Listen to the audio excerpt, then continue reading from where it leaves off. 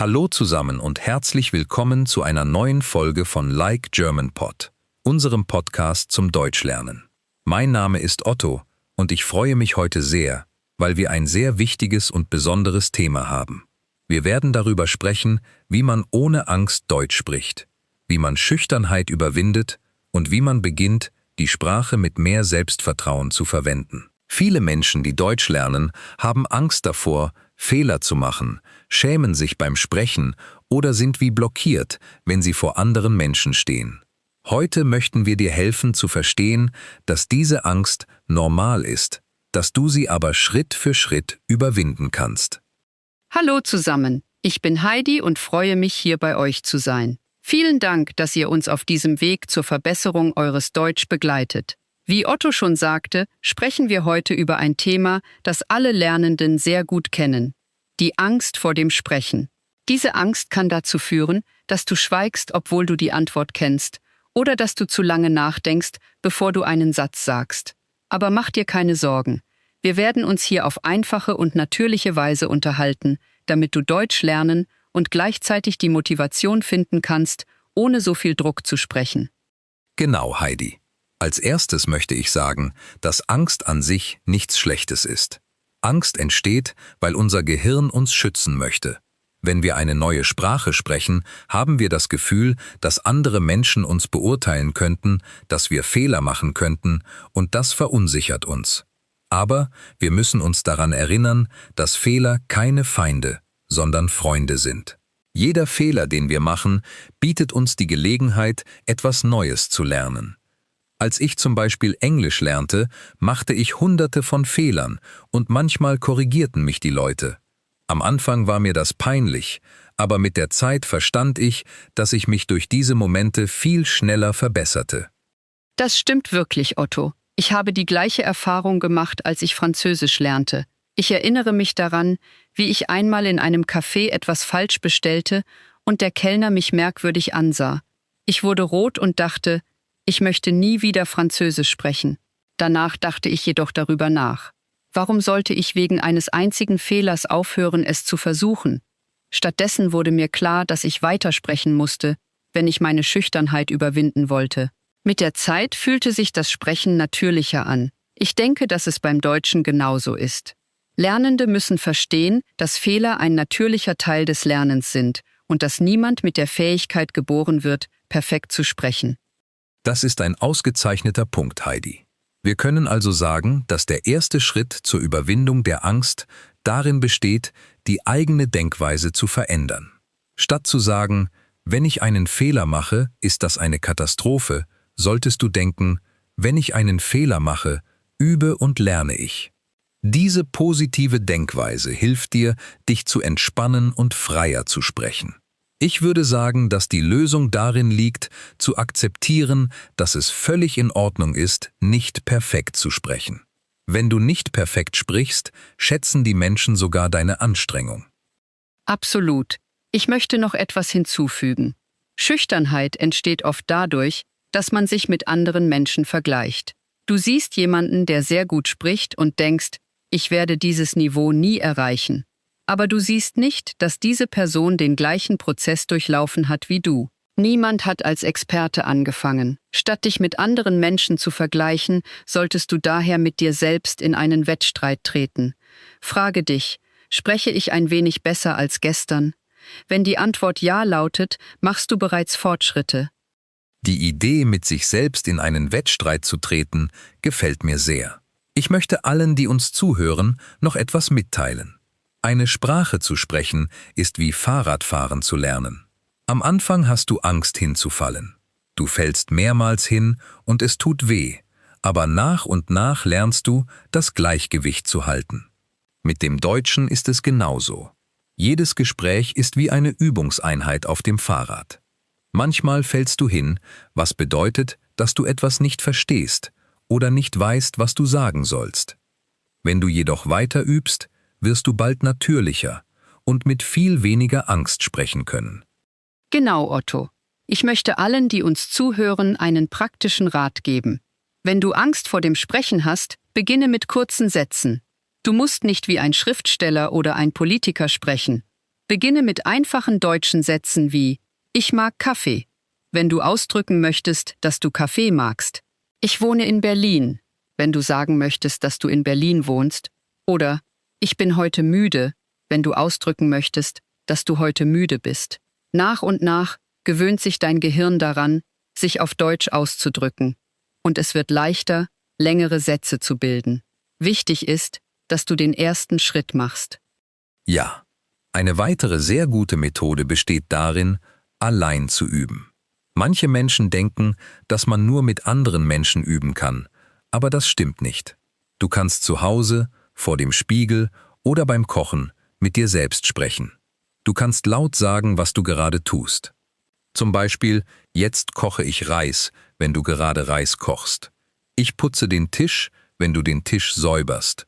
Oder ich gehe spazieren, wenn du einen Spaziergang machen möchtest. Das mag wie eine Kleinigkeit wirken, ist aber tatsächlich sehr wirkungsvoll. Dein Mund und dein Gehirn trainieren gemeinsam, und wenn der Moment kommt, mit jemandem zu sprechen, wirst du besser vorbereitet sein. Dieser Rat gefällt mir sehr, Otto. Das habe ich auch getan, als ich eine andere Sprache lernte. Ich möchte hinzufügen, dass auch das Singen deutscher Lieder hilft. Beim Singen übst du Aussprache, Wortschatz und Rhythmus. Außerdem macht es Spaß, und wenn etwas Spaß macht, erinnert man sich besser daran. Auf diese Weise fühlt sich das Üben nicht wie eine Verpflichtung an, sondern wie ein Spiel. Ja, Heidi, ich stimme dir vollkommen zu. Bisher haben wir 3 wichtige Dinge erwähnt. Die eigene Denkweise zu verändern, sich nicht mit anderen Menschen zu vergleichen und sogar dann zu üben, wenn man allein ist. Aber ich möchte noch einmal auf die Angst zurückkommen, die Menschen in sozialen Situationen empfinden. Deutschlernende denken vor dem Sprechen oft zu viel nach. Sie denken, wie sage ich das? Ist das richtig? Was passiert, wenn ich einen Fehler mache? In diesem Moment verpassen sie die Gelegenheit zu sprechen. Das Geheimnis besteht darin, zu sprechen, ohne alles zu sehr zu überdenken. Natürlich bedeutet das nicht, dass man ohne Sinn sprechen soll. Es bedeutet, dass du nicht warten solltest, bis du den perfekten Satz gefunden hast. Sage mit den Wörtern, die du kennst, so viel du kannst. Genau. Ich verrate dir ein Geheimnis. Selbst Muttersprachler machen Fehler. Muttersprachler bilden häufig Sätze falsch, kommen durcheinander, wiederholen Wörter oder machen lange Pausen. Warum solltest du als lernende Person also nicht dasselbe tun dürfen? Du musst nicht perfekt klingen. Wichtig ist, dass du dich verständlich machst. Wenn die andere Person deine Idee versteht, warst du erfolgreich. Das ist das eigentliche Ziel. Kommunikation, nicht Perfektion. Das ist pures Gold, Heidi. Ich möchte diesen Moment nutzen, um alle unsere Hörerinnen und Hörer daran zu erinnern, wenn Like German Pod dir hilft, gib dieser Folge bitte ein „Gefällt mir“ und abonniere unseren Kanal. Deine Unterstützung ermutigt uns, weiterhin mehr Inhalte für dich zu erstellen und hilft uns außerdem, mehr Menschen zu erreichen, die ebenfalls Deutsch lernen möchten. Vergiss also nicht, diese Folge jetzt mit „Gefällt mir“ zu markieren und den Kanal zu abonnieren. Ja, Freunde, vergesst nicht, den Kanal zu abonnieren. Wir möchten auch eure Kommentare lesen. Erzählt uns, wovor habt ihr beim Deutschsprechen am meisten Angst? Ist es das Gespräch mit Muttersprachlern? Ist es die Angst, Fehler zu machen? Oder ist es der Gedanke, dass ihr zu langsam sprecht? Teilt eure Erfahrungen, denn so können wir alle gemeinsam lernen. Sehr gut. Heidi, jetzt möchte ich über etwas Praktisches sprechen. Was können Lernende tun, wenn sie sich in einem echten Gespräch befinden und Angst bekommen? Eine Methode, die ich empfehle, ist die Verwendung von Notfallsätzen. Du kannst zum Beispiel Ausdrücke wie „Können Sie das bitte wiederholen?“ lernen, wenn du jemanden darum bitten möchtest, etwas noch einmal zu sagen.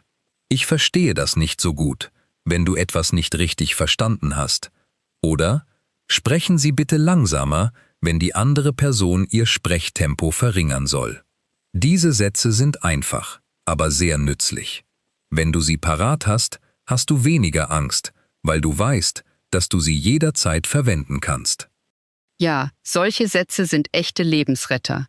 Ich empfehle außerdem, immer zu lächeln. Das klingt vielleicht einfach, aber wenn du lächelst, vermittelst du Selbstvertrauen und Freundlichkeit. Auch wenn dein Deutsch nicht perfekt ist, wird die andere Person spüren, dass du dich verständigen möchtest und sie wird dir helfen. Kommunikation besteht nicht nur aus Wörtern, sondern auch aus deiner Haltung. Das stimmt, Heidi. Ich möchte, dass unsere Hörerinnen und Hörer verstehen, dass man seine Angst nicht an einem einzigen Tag überwindet. Es ist ein Prozess. Jedes Gespräch, das du führst, ist ein Schritt nach vorn, selbst wenn es nur kurz ist. Vielleicht sagst du heute nur 2 Sätze, morgen 5 und übermorgen kannst du möglicherweise schon ein 10-minütiges Gespräch führen. Fortschritt geschieht allmählich und wichtig ist, nicht aufzugeben. Ja, Otto, es kommt darauf an, nicht aufzugeben und außerdem jeden kleinen Erfolg zu feiern. Wenn es dir gelingt, in einem Restaurant auf Deutsch Essen zu bestellen, dann feiere das.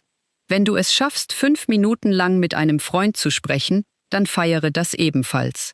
Solche Momente sind kleine Siege, die dich motivieren, weiterzumachen. Genau. Wir erreichen jetzt die Mitte unseres Gesprächs, aber wir haben noch viel mehr zu erzählen.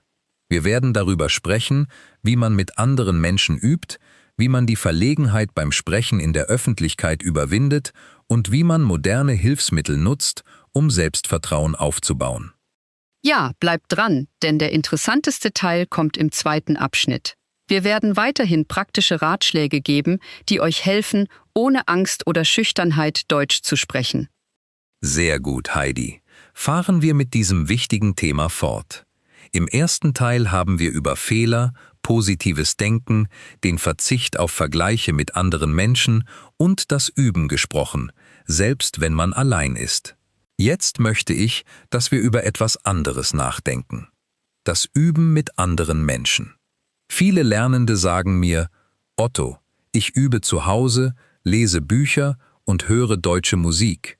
Aber wenn der Moment kommt, mit einer echten Person zu sprechen, bin ich wie blockiert. Das ist vollkommen normal.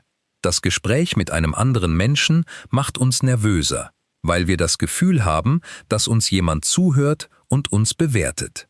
Die gute Nachricht lautet, dass es auch einfache Möglichkeiten gibt, diese Angst nach und nach zu verringern. Natürlich, Otto. Ich denke, dass man zunächst mit kurzen Gesprächen beginnen sollte. Beim ersten Mal musst du nicht eine Stunde lang mit einem Muttersprachler sprechen. Du kannst mit einem sehr kurzen Gespräch von 1 oder 2 Minuten beginnen. In einem Geschäft kannst du zum Beispiel sagen, »Hallo, wie viel kostet das?«, wenn du nach dem Preis fragen möchtest. Du kannst auch sagen, »Vielen Dank, schönen Tag noch«, wenn du dich bedanken und der Person einen schönen Tag wünschen möchtest. Das sind sehr einfache Sätze, aber es handelt sich um echte Begegnungen und jede kleine Begegnung hilft dir, mehr Selbstvertrauen zu gewinnen. Es ist wie ein schrittweises Training beim Sport. Du beginnst nicht damit, ein sehr schweres Gewicht zu heben. Du fängst mit einem leichten Gewicht an und steigerst es jede Woche ein wenig. Genau, Heidi. Dieser Vergleich mit dem Sport gefällt mir. Und ich möchte noch etwas sagen. Menschen sind im Allgemeinen freundlicher, als wir denken. Lernende glauben oft, dass Muttersprachler sie auslachen oder ungeduldig werden. Aber in Wirklichkeit freuen sich die meisten Menschen, wenn jemand versucht, ihre Sprache zu sprechen. Wenn du in ein deutschsprachiges Land reist und einige Sätze auf Deutsch sagst, wissen die Menschen das sehr zu schätzen. Selbst wenn du nicht perfekt sprichst, würdigen sie deine Anstrengung. Absolut, Otto. Ich erinnere mich daran, wie ich einmal in Berlin war und ein spanisches Mädchen traf, das nur sehr wenig Deutsch konnte. Sie benutzte lediglich kurze Sätze wie »Ich mag Deutschland«, wenn sie sagen wollte, dass ihr Deutschland gefällt. »Ich möchte Wasser«, wenn sie um Wasser bitten wollte, und »sehr schön«, wenn sie etwas sehr schön fand. Aber die Menschen, die mit ihr sprachen, lächelten immer und antworteten geduldig. Sie übte weiter und verbesserte sich nach und nach erheblich. Wenn du uns also gerade zuhörst und Angst hast, erinnere dich daran. Die meisten Muttersprachler werden dich unterstützen, statt dich zu kritisieren. Das ist eine sehr gute Geschichte, Heidi. Ich möchte einen weiteren praktischen Vorschlag machen. Suche dir Partner für einen Sprachaustausch. Heutzutage ist es sehr einfach, Menschen zu finden, die deine Sprache lernen möchten und dir gleichzeitig beim Deutschlernen helfen können. Ihr könnt 15 Minuten lang Deutsch und danach 15 Minuten lang deine Sprache sprechen. Das ist ein fairer Austausch, bei dem beide etwas lernen. Das Beste daran ist, dass du nicht reisen musst, denn es gibt zahlreiche Apps und Webseiten, über die du Partner finden kannst. So kannst du von zu Hause aus üben. Ja, Otto. Über diese Apps kannst du außerdem mit Menschen aus verschiedenen Ländern sprechen.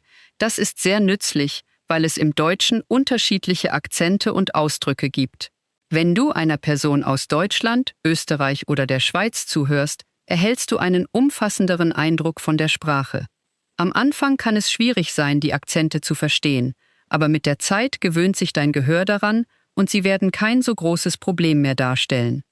Genau. Ich möchte hier einen Moment innehalten, um etwas sehr Wichtiges zu sagen. Habe keine Angst, Fragen zu stellen. Wenn du etwas nicht verstehst, frage einfach, was bedeutet das? Wenn du die Bedeutung wissen möchtest. Du kannst auch sagen, können Sie das wiederholen, wenn du etwas noch einmal hören möchtest. Eine Frage zu stellen ist kein Zeichen von Schwäche. Im Gegenteil, es zeigt Intelligenz und Interesse. Niemand erwartet, dass Lernende alles verstehen. Wenn du solche Fragen in einem Gespräch verwendest, hilft dir das daher, dich zu entspannen und mehr zu lernen. Das stimmt, Otto. Ich möchte unseren Hörerinnen und Hörern außerdem sagen, dass man mit dem Sprechen nicht warten muss, bis man ein fortgeschrittenes Niveau erreicht hat. Viele Menschen denken, zuerst werde ich sehr viel Wortschatz und Grammatik lernen. Später, wenn ich weiter fortgeschritten bin, werde ich anfangen zu sprechen. Das ist ein Fehler, denn wenn du zu lange wartest, wird deine Angst größer. Am besten beginnst du von Anfang an zu sprechen, auch wenn du nur 10 Wörter kennst. Mit diesen 10 Wörtern kannst du einfache Sätze bilden und dein Wortschatz wird nach und nach wachsen. Ja, Heidi, ich stimme dir vollkommen zu. Sprechen ist eine praktische Fähigkeit. Man lernt es, indem man es tut. Du kannst nicht schwimmen lernen, indem du nur ein Buch über das Schwimmen liest.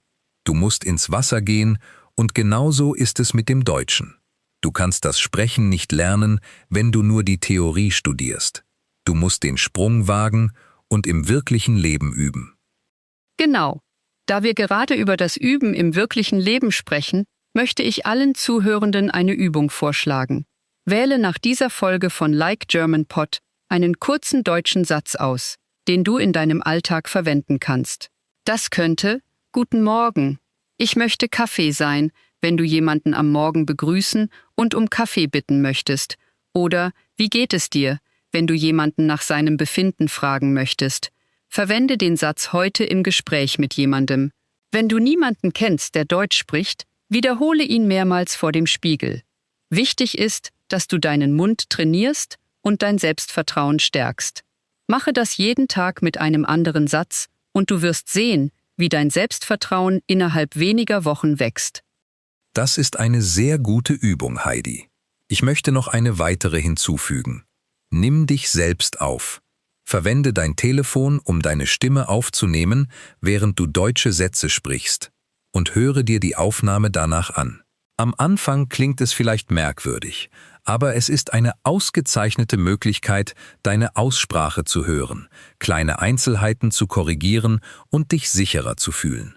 Wenn du außerdem deine Aufnahmen von vor einem Monat anhörst und sie mit deinen heutigen Aufnahmen vergleichst, wirst du deine Fortschritte bemerken. Das ist sehr motivierend. Ja, das funktioniert sehr gut. Ich habe das auch gemacht, als ich Englisch lernte. Ich möchte diese Gelegenheit nutzen, um alle daran zu erinnern, unseren Kanal zu abonnieren und diese Folge mit Gefällt mir zu markieren. Mit eurer Unterstützung können wir weiterhin mehr praktische Ratschläge zum einfachen Deutschlernen geben. Wenn ihr es also noch nicht getan habt, gebt dieser Folge jetzt ein Gefällt mir und abonniert den Kanal. Sehr gut gesagt, Heidi. Jetzt möchte ich kurz über Schüchternheit in der Öffentlichkeit sprechen. Deutschlernende fühlen sich häufig wohl, wenn sie mit einem Freund oder einer Lehrkraft sprechen. Aber in einer größeren Gruppe verspüren sie viel Druck und schämen sich.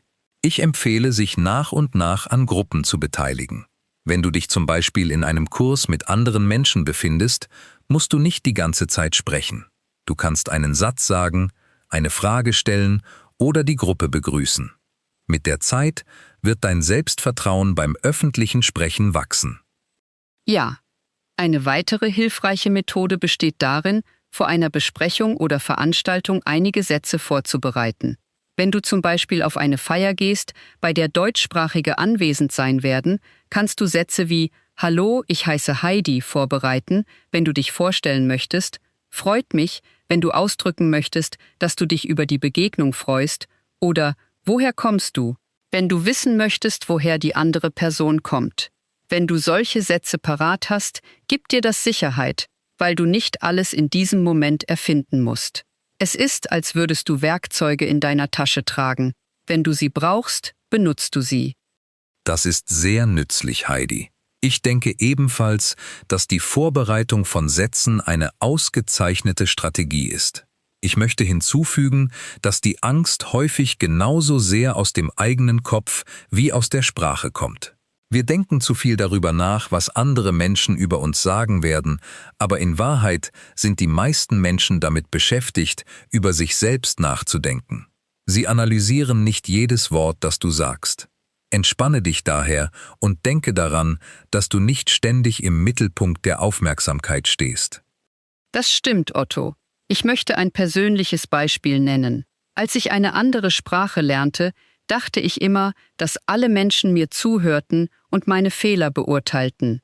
Später verstand ich, dass die meisten Menschen tatsächlich mehr am Gespräch als an meiner Grammatik interessiert waren.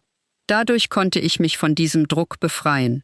Ich halte das für einen sehr wichtigen Rat. Konzentriere dich auf die Botschaft, nicht auf Perfektion. Ja, Heidi, das verändert alles. Da wir gerade über Botschaften sprechen, möchte ich ein weiteres sehr nützliches Hilfsmittel behandeln: soziale Medien. Heutzutage kannst du kostenlos im Internet Deutsch üben. Du kannst Videos kommentieren, Nachrichten in Foren schreiben oder sogar kurze Videos auf TikTok oder Instagram aufnehmen, in denen du Deutsch übst. Am Anfang ist es dir vielleicht ein wenig peinlich, aber es ist eine ausgezeichnete Möglichkeit, vor einem echten Publikum zu üben. Genau. In den sozialen Medien spielt es keine Rolle, ob du langsam sprichst oder Fehler machst. Viele Menschen werden dich sogar unterstützen und positive Kommentare hinterlassen. Jedes Mal, wenn du etwas veröffentlichst, trainierst du dein Selbstvertrauen. Ich empfehle allen Lernenden, den Mut zu finden, in den sozialen Medien auf Deutsch zu schreiben oder zu sprechen, selbst wenn es nur ein kurzer Satz ist. Ja, Heidi. Du kannst dich auch Gemeinschaften von Menschen anschließen, die Deutsch lernen. Dort verfolgen alle dasselbe Ziel: zu üben und sich zu verbessern. Weil alle Fehler machen, beurteilt niemand die anderen. Es ist eine sichere Umgebung, in der du ohne so viel Druck üben kannst. Das stimmt, Otto. Ich möchte noch etwas sagen. Bestrafe dich nicht, wenn du an einem Tag nicht sprichst oder Angst hast. Es ist normal, gute und schlechte Tage zu haben. Wichtig ist, dass du weiter vorangehst. Auch wenn du manchmal Zweifel hast, ist Beständigkeit wichtiger als Perfektion. Genau, Heidi. Wir nähern uns jetzt dem Ende des zweiten Teils, aber wir haben noch viel mehr zu erzählen. Im dritten Teil werden wir darüber sprechen, wie man Motivationstechniken einsetzt, wie man sich das tägliche Üben zur Gewohnheit macht und wie man Schüchternheit in positive Energie verwandelt, damit man mit Freude Deutsch sprechen kann. Ja, das stimmt. Bleibt also dran, denn im dritten Teil geben wir euch abschließende und sehr praktische Ratschläge, die euch dabei helfen werden, eure Angst zu verlieren und jeden Tag mit mehr Selbstvertrauen Deutsch zu sprechen. Sehr gut, Heidi. Wir haben jetzt den dritten Teil dieser besonderen Folge erreicht. Wir haben über Fehler, das Üben, die Bedeutung von Gesprächen mit anderen Menschen, Möglichkeiten zur Überwindung der Verlegenheit in der Öffentlichkeit und sogar über soziale Medien als Hilfsmittel gesprochen. Jetzt möchte ich ein Thema ansprechen, das vielen Lernenden schwerfällt: Motivation. Wenn Menschen Angst haben, verlieren sie häufig auch die Motivation, weiter zu üben. Ohne Motivation fällt es leicht aufzugeben. Ja, Otto. Motivation ist sehr wichtig. Ich glaube, dass man sie am besten aufrecht erhält, indem man sich immer daran erinnert, warum man mit dem Deutschlernen angefangen hat. Jeder Mensch hat einen Grund. Manche möchten reisen, andere möchten Freunde finden und wieder andere möchten in einem deutschsprachigen Land arbeiten oder einfach deutsche Musik und Filme genießen. Wenn du dich an diesen Grund erinnerst, wird deine Angst kleiner, weil deine Motivation stärker als deine Schüchternheit ist. Das stimmt. Ich kenne zum Beispiel einen Lernenden, der mit dem Deutschlernen begann, weil er mit seiner Großmutter sprechen wollte, die in Deutschland lebte. Am Anfang hatte er Angst vor dem Sprechen und machte viele Fehler, aber er dachte immer, ich möchte mich mit meiner Großmutter verständigen. Diese Motivation half ihm weiter zu üben, und innerhalb kurzer Zeit verbesserte er sich erheblich. Mein Rat lautet daher, schreibe deinen wichtigsten Grund für das Deutschlernen auf ein Blatt Papier und lege es an einen Ort, an dem du es jeden Tag siehst. Das ist ein ausgezeichneter Rat, Otto. Ich denke außerdem, dass es wichtig ist, kleine Fortschritte zu feiern. Lernende denken häufig nur darüber nach, was noch zu tun ist und was sie noch nicht wissen. Ich sage jedoch, dass du darüber nachdenken solltest, was du bereits erreicht hast. Wenn du dich vor 3 Monaten nicht vorstellen konntest, aber heute deinen Namen, deine Herkunft und deine Vorlieben nennen kannst, ist das bereits ein großer Erfolg. Wenn du solche Schritte feierst, bleibt deine Motivation stark und du verlierst nicht den Mut. Ja, Heidi, ich denke genauso. Fortschritt ist nicht immer schnell, aber er ist immer vorhanden. Selbst wenn du nur ein neues Wort pro Tag lernst, wirst du am Ende des Jahres mehr als 300 Wörter gelernt haben. Mit 300 Wörtern kannst du dich in vielen Situationen verständigen. Unterschätze daher nicht die Kraft kleiner Schritte. Das stimmt. Da wir gerade über kleine Schritte sprechen, möchte ich die täglichen Gewohnheiten ansprechen. Wenn das Deutschüben zu einer Gewohnheit wird, nimmt deine Angst ab, weil sich dein Gehirn an die Sprache gewöhnt. Du kannst zum Beispiel beschließen, jeden Morgen 5 Minuten lang Deutsch zu hören oder jeden Abend eine Seite in einem einfachen Buch zu lesen. Es muss keine ganze Stunde sein. Wichtig ist, dass du es jeden Tag tust. Mit der Zeit gewöhnt sich dein Denken an die Sprache und Deutsch wird zu einem Teil deines Lebens. Genau. Ich würde hinzufügen, dass es besser ist, jeden Tag ein wenig zu üben, als nur einmal pro Woche sehr viel zu lernen. Wenn du nur gelegentlich lernst, empfindest du mehr Druck und Angst. Wenn du dagegen jeden Tag übst, selbst wenn es nur kurz ist, beginnt sich Deutsch natürlich anzufühlen. Sobald es sich natürlich anfühlt, empfindest du nicht mehr das gleiche Maß an Verlegenheit. Ja, Otto. Ich möchte außerdem sagen, dass es wichtig ist, Dinge zu tun, die dir Freude bereiten. Wenn du ständig nur Grammatik lernst, ist es verständlich, dass du deine Motivation verlierst. Wenn du aber eine unterhaltsame Serie auf Deutsch ansiehst, eine Geschichte liest, die dir gefällt, oder Musik hörst, die dich begeistert, wird das Lernen zu einem Vergnügen. Wenn du Freude daran hast, wächst dein Selbstvertrauen, weil du die Sprache mit etwas Positivem verbindest. Das stimmt, Heidi. Ich empfehle zum Beispiel sehr einfache Podcasts wie Like German Pod zu hören, weil du dort natürliche Gespräche hören kannst. Das Gute daran ist, dass du beim Spazierengehen, Kochen oder Sport zuhören kannst. Du hast nicht das Gefühl, auf anstrengende Weise zu lernen, sondern lässt dich einfach den ganzen Tag über vom Deutschen begleiten. Genau. Da wir gerade über Freude sprechen, möchte ich etwas erwähnen, das mir sehr wichtig ist. Habe keine Angst, über dich selbst zu lachen. Wenn wir einen Fehler machen, werden wir oft ernst und schämen uns. Aber wenn du lachst und die Situation mit Humor nimmst, verschwindet die Angst. Ich erinnere mich daran, wie ich einmal 2 französische Wörter verwechselte und einen sehr lustigen Satz sagte. Alle lachten und ich lachte ebenfalls. In diesem Moment verstand ich, dass nichts Schlimmes geschehen war. Humor ist eine Waffe gegen Schüchternheit. Das gefällt mir sehr, Heidi. Ja, über sich selbst zu lachen kann sehr befreiend sein. Und ich denke, dass dies mit einer anderen Idee zusammenhängt. Schüchternheit in positive Energie zu verwandeln. Wenn du vor dem Sprechen nervös bist, denke statt »Ich bin nervös« lieber »Ich bin aufgeregt«. Nervosität und Aufregung sind ähnliche Formen von Energie. Nur die Art, wie wir sie deuten, verändert sich. Nutze diese Energie also, um mit Begeisterung zu sprechen, selbst wenn du noch ein wenig Angst hast. Ja, Otto, das ist eine ausgezeichnete Strategie. Ich möchte einen weiteren praktischen Rat geben. Atme, bevor du sprichst. Angst führt häufig dazu, dass wir schnell sprechen und durcheinander kommen. Wenn du vor dem Sprechen tief einatmest, entspannt sich dein Körper, deine Stimme klingt klarer und du hast das Gefühl, mehr Kontrolle zu besitzen. Es ist eine kleine Methode, aber sie funktioniert sehr gut. Das ist ein sehr guter Rat, Heidi. Ich denke ebenfalls, dass die Kontrolle über den Körper wichtig ist. Das gilt nicht nur für die Atmung, sondern auch für die Körperhaltung. Wenn du aufrecht sitzt, lächelst und die andere Person ansiehst, wächst dein Selbstvertrauen.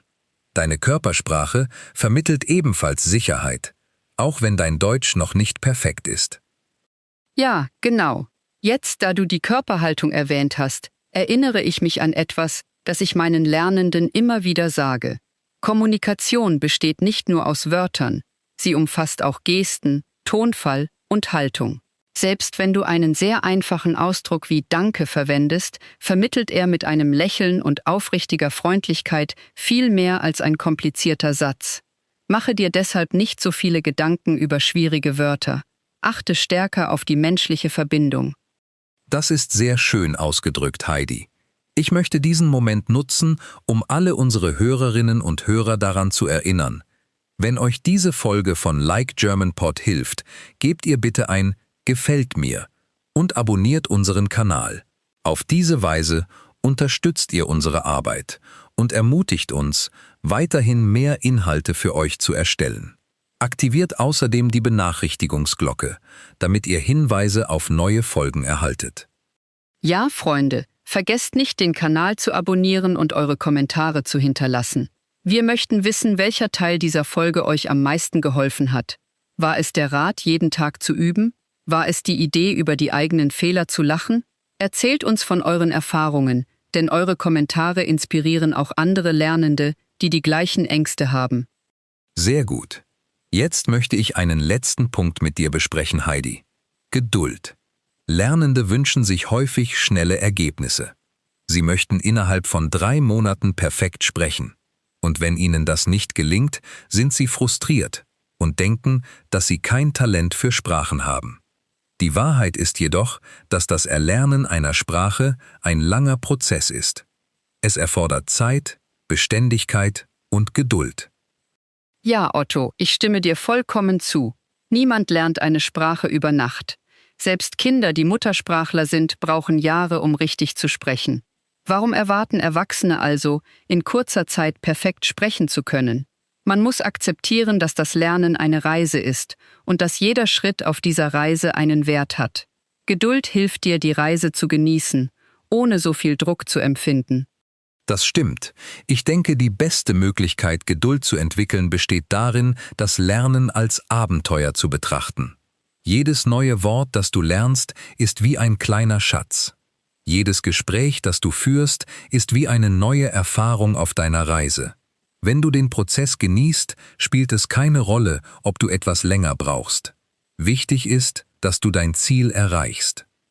Ja, Otto, und ich denke, dass wir diesen Moment nutzen können, um allen Zuhörenden eine abschließende Botschaft mitzugeben. Ohne Angst, Deutsch zu sprechen, bedeutet nicht, perfekt zu sprechen. Es bedeutet, den Mut zum Sprechen zu haben, zu üben, Fehler zu machen, zu lachen, wieder aufzustehen und weiterzumachen. Die Angst verschwindet nie vollständig, aber mit der Zeit wird sie kleiner, während dein Selbstvertrauen wächst. Genau, Heidi. Alle sollten daran denken, dass sie jedes Mal einen Kampf gegen die Angst gewinnen, wenn sie sprechen. Selbst wenn es nur ein kurzer Satz ist. Es spielt keine Rolle, ob du in einem Geschäft, im Internet, mit einem Freund oder vor dem Spiegel mit dir selbst sprichst. Jedes Wort zählt. Und jedes Wort bringt dich dem Ziel näher, ganz natürlich Deutsch zu sprechen. Das stimmt. Bevor wir uns verabschieden, möchte ich dich noch einmal dazu einladen, dieser Folge ein Gefällt mir zu geben, den Kanal zu abonnieren und Like German Pod mit deinen Freunden zu teilen, die ebenfalls Deutsch lernen. Gemeinsam können wir eine Gemeinschaft schaffen, in der niemand Angst vor dem Sprechen hat. Ja, schließe dich uns an und denke daran, deine deutsche Stimme verdient es, gehört zu werden. Verstecke sie nicht aus Angst. Traue dich zu sprechen, auch wenn dein Deutsch nicht perfekt ist. Denn echte Kommunikation braucht keine Perfektion, sondern nur Herz. Sehr schön gesagt, Otto. Mit diesen Worten sind wir am Ende dieser Folge angekommen. Vielen Dank fürs Zuhören, vielen Dank, dass ihr uns begleitet habt, und wir sehen uns in der nächsten Folge mit weiteren Ratschlägen, wie ihr auf einfache, unterhaltsame und angstfreie Weise Deutsch lernen könnt. Bis zum nächsten Mal, Freunde. Ja,